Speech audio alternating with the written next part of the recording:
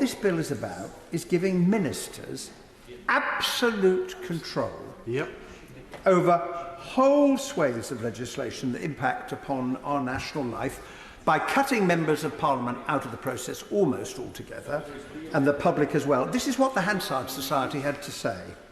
The bill, and I quote, sidelines Parliament because it proposes to let all retained EU law expire on the sunset deadline unless ministers decide to save it with no parliamentary input or oversight. This is a shocking bill. As I see it, one of the main purposes is presentational. It's really trying to remove the words Europe, European, EU from the statute book. It's a form of linguistic and legislative purge, which may make those who argue to leave the EU feel better, but it doesn't add to the sum total of human happiness, because the business secretary, the former business secretary, has just left. Made it crystal clear what the aim was when he wrote to me on the 13th of October and said that the bill will require departments to remove unnecessary or burdensome laws which encumber business and no longer meet the government's policy objectives. Well, I remind the House that one person's burdensome law is another person's safe working conditions. It's their right to take parental leave. And I say that because at a time of great uncertainty and economic difficulty, what the bill does is simply, and we've heard this from others who've spoken, is add to the uncertainty. Now think of businesses, and the point was brilliantly made by my honourable friend who speaks from the opposition front bench. What businesses want to know is, what are the rules? What's the framework?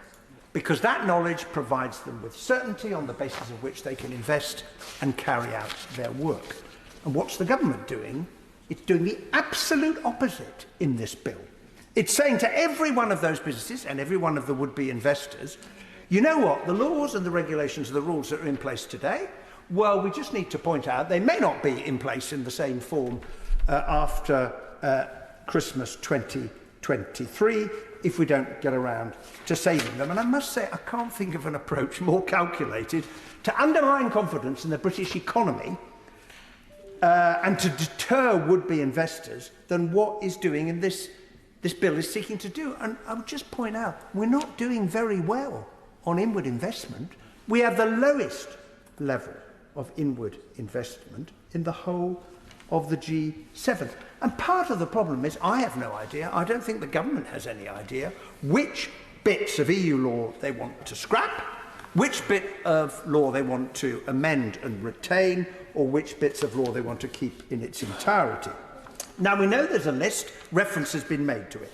It's not a little list, it's a jolly big list, and it's found in the famous dashboard. And I echo the plea of those who've made this point. I really hope they've counted everything.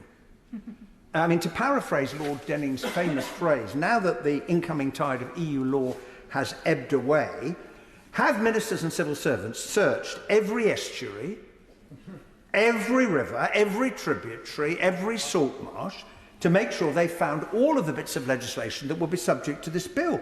Now, it's really important they have done so, because if they've missed anything, that bit of legislation will fall in December next year.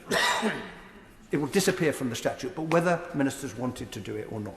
Now, the next thing that's objectionable about this bill is that for the first time I can recall, it allows ministers to change the law of this country by doing nothing, by simply watching the clock move or the pages of the calendar fall until December 2023 comes around.